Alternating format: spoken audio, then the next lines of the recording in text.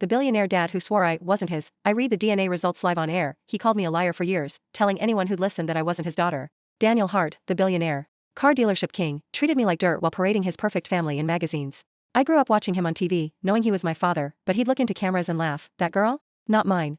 I remember the first time I tried to approach him.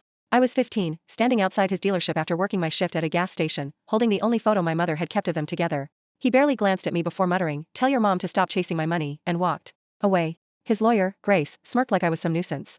I spent the next 5 years scraping through life, waiting tables, selling clothes, doing everything to pay for college, while Daniel lived like royalty, untouchable in his mansion. The breaking point came when he went on a live radio show and mocked me by name.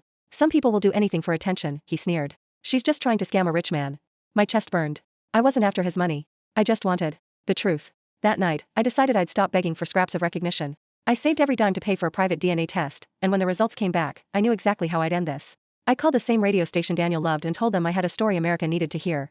The day of the show, the studio lights were blinding, and my hands shook as I clutched the envelope.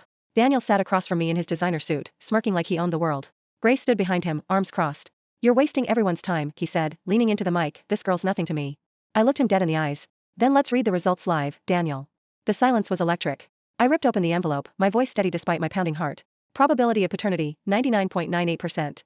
The room erupted. Daniel's smirk vanished as if someone had ripped off his mask. This is fake," he stammered, but the host held up the official papers. Grace's face drained of color. People watching the live stream were already flooding the comments. "You spent years calling me a liar," I said, my voice shaking but strong. But the truth was written in my blood all along.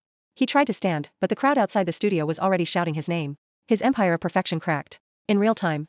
That night, the clip went viral, millions of views within hours. I didn't just get my truth. I got my voice back. And when people asked if I wanted his money, I smiled and said, no. I just wanted him to see the daughter he swore didn't exist. Subscribe for more stories that hit like this.